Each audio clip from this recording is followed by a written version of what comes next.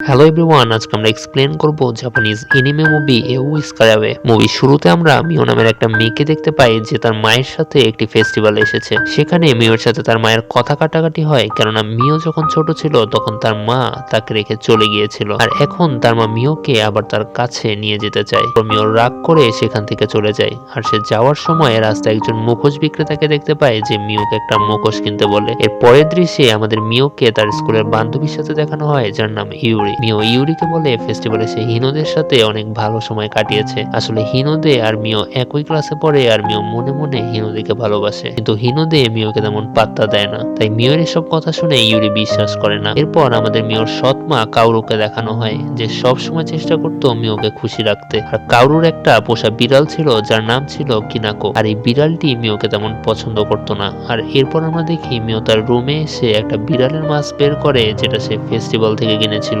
অন্যদিকে আমাদের হিনোদেকে দেখানো হয় যে কারোর সাথে তেমন কথা বলতো না। এরপর আমরা দেখি হিনোদে তার রুমের বাইরে এসে তারও নামে কাউকে ডাকছিল, আর তখনই তার বাসার ছাদ থেকে একটা বিড়াল হিনোদের কাছে আসে। হিনোদে তখন বিড়ালটিকে তার কোলে তুলে নেয়, আর বিড়ালটি হিনোদের নাম ধরে ডাকে। আর বিড়ালের আওয়াজটা অনেকটা মিওর মতো ছিল। আসলে মিও যে মাস্কটা কিনেছিল সেটা পরে সে বিড়ালে পরিণত হয়, আর মিও বিড়াল হয়ে হিনোদের সাথে টাইম স্পেন্ড করতে থাকে। পরদিন স্কুলে মিও দুইটা ছেলেকে হিনোদের ব্যাপারে উল্টো পাল্টা কথা বলতে শুনে। এটা শুনে মিও অনেক রেগে যায়, আর সে দোতলা থেকে নিচে লাফ দেয়, আর এর ফলে মিওর হাত পা কেটে যায়। এরপর সেখানে হিনোদে আসে আর মিওকে নার্সের কাছে নিয়ে যায় এবং নিজের লাঞ্চ মিওর সাথে শেয়ার করে। আর এরপর স্কুল শেষে মিও আবার বিড়ালে পরিণত হয়ে হিনোদের বাসায় যায়। সেখানে গিয়ে এসে শুনতে পাই হিনোদের মা তাদের মাটির জিনিস বানানোর স্টুডিওটা বিক্রি করার কথা বলছে। হিনোদে তার মায়ের এই ডিসিশনে খুশি ছিল না। সে তার রুমে এসে মন মরা হয়ে শুয়ে থাকে। তখন মিও হিনোদেকে এই অবস্থায় দেখে সেখান থেকে চলে যায়। এরপর রাতে যখন হিনোদে স্টুডিওতে বসে মাটি দিয়ে বিভিন্ন জিনিস বানাচ্ছিল,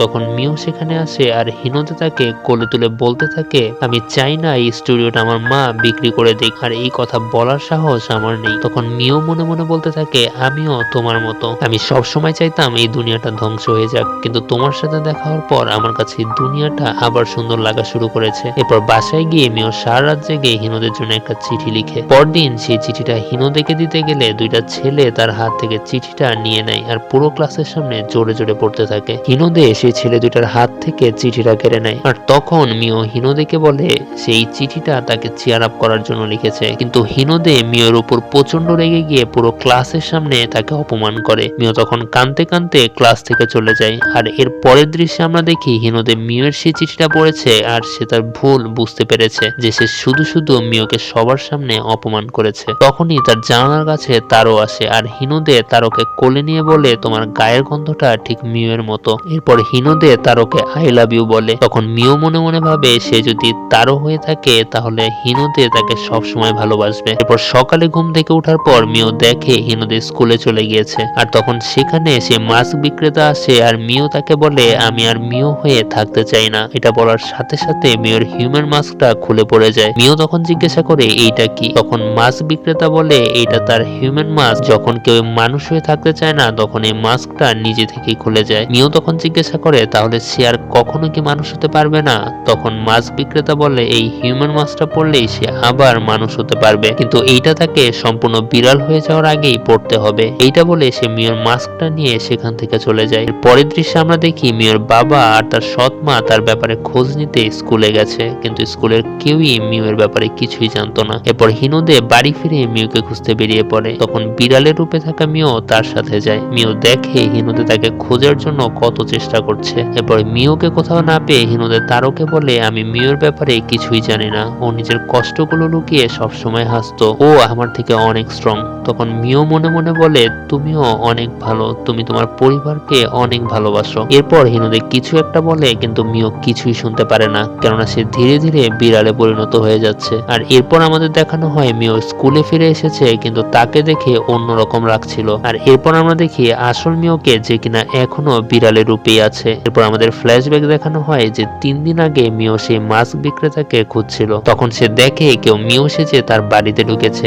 আর বাড়িতে ঢোকার সময় ওই ফেক মিও আসল মিওকে বলে থ্যাংক ইউ। তখন মিও বুঝতে পারে এটা আসলে তার সৎমা কাউরুর পোষা বিড়াল কিনাকো। এরপর আমরা দেখি মিও কিনাকোর সাথে দেখা করে তাকে বলে সে আবার মানুষের রূপে ফিরে যেতে চায়। তখন কিনাকো তাকে বলে সে বাকি জীবন মিও হয়ে কাউরুর সাথে থাকবে, সে চায় সবসময় কাউরুকে খুশি দেখতে। তখন মিও কিনাকোকে বলে সে ওই মাছ বিক্রেতাকে কোথায় পাবে। কিনাকো তাকে বলে তুমি ওই লাল পথটা ফলো করলেই ওই মাছ বিক্রেতাকে পেয়ে যাবে, আর শুধুমাত্র বিড়ালরাই এই রাস্তাটা দেখতে পায়। তখন মিও ওই পথটাকে ফলো করে একটা পাহাড়ের কাছে এসে পৌঁছায়। মিও তখন সেখানে এসে বলতে থাকে সে আবার তার মানুষ রূপে ফিরে যেতে চায়। তারপর সেখানে মাছ বিক্রেতা আসে আর মিওকে বলে সামার ফেস্টিভ্যালের দিন সে সম্পূর্ণ বিড়ালে পরিণত হবে। এটা বলে সে হাওয়ার উপর হাঁটতে হাঁটতে সেখান থেকে চলে যায়। মিও তখন সেখানে একটা ব্রিজ দেখতে পায় আর ব্রিজের ওপারে ছিল বিশাল আকারের একটা গাছ। এই সব কিছু মিও দেখতে পাচ্ছিল কেননা তার পুরোপুরি বিড়াল হতে বেশি সময় বাকি ছিল না। মিও তখন ওই ব্রিজের উপর দিয়ে হেঁটে ওই জায়গায় যেতে থাকে আর কিনাকো গাছের আড়াল থেকে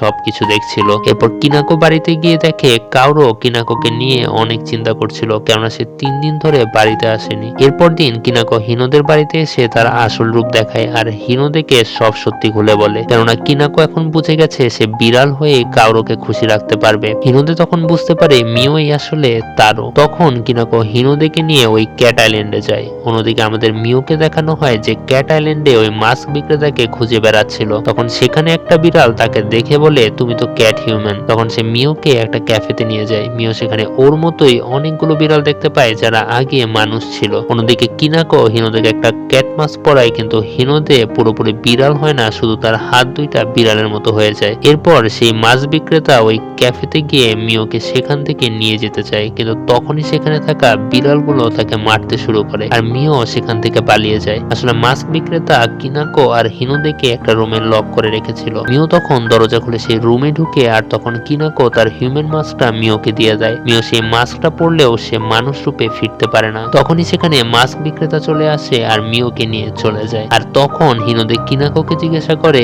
মিও কেন মাস্কটা পরে মানুষ রূপে ফিরতে পারলো না। তখন কিনাকো বলে ও হয়তো মনে মনে এখনো মানুষ রূপে ফিরে যেতে চায় না। এরপর সে মাস্ক বিক্রেতা হিনোদেকেও ধরে ফেলে আর হিনোদে এবং মিওকে নিয়ে একটা গাছের কাছে আসে আর তাদের বলে কিছুক্ষণের মধ্যে তোমরা দুজন বিড়াল এবং অর্ধেক বিড়ালে পরিণত হবে আর তোমাদের জীবন আমি পেয়ে যাব। এরপর মাস্ক বিক্রেতা মিওর ভেতর থেকে তার অর্ধেক জীবন বের করে নেয়। হিনোদে এইটা দেখে মাস্ক বিক্রেতার উপর ঝাঁপিয়ে পড়ে আর তখন মিও দেখে হিনোদে মিওকে বাঁচানোর জন্য মাস্ক বিক্রেতার সাথে লড়াই করছে। এটা দেখে মিও মনে মনে ঠিক করে যেভাবেই হোক তাকে আবার মানুষের রূপে ফিরে যেতে হবে। আর তখনই ক্যাট হিউম্যানরা এসে ওই মাছ বিক্রেতাকে পেটাতে শুরু করে। তখন হিনোদে মিওর কাছে এসে তার অর্ধেক জীবনটা তার কাছে ফিরিয়ে দেয় আর তাকে বলে সে মিওর সাথে সারা জীবন থাকতে চায়। এরপর তারা দুইজন সেই ক্যাট আইল্যান্ড থেকে বের হয়ে আসে আর সেখান থেকে বের হওয়ার পর তাদের ক্যাট মাস্কটা খুলে যায় আর তারা আবার মানুষ রূপে ফিরে আসে। এরপর হিনোদে মিওর হাতটা ধরে আর তাদের সামনে থেকে আস্তে আস্তে ক্যাট আইল্যান্ডটা গায়েব হয়ে যায় আর এইখানে এই মুভিটি শেষ হয়ে যায়।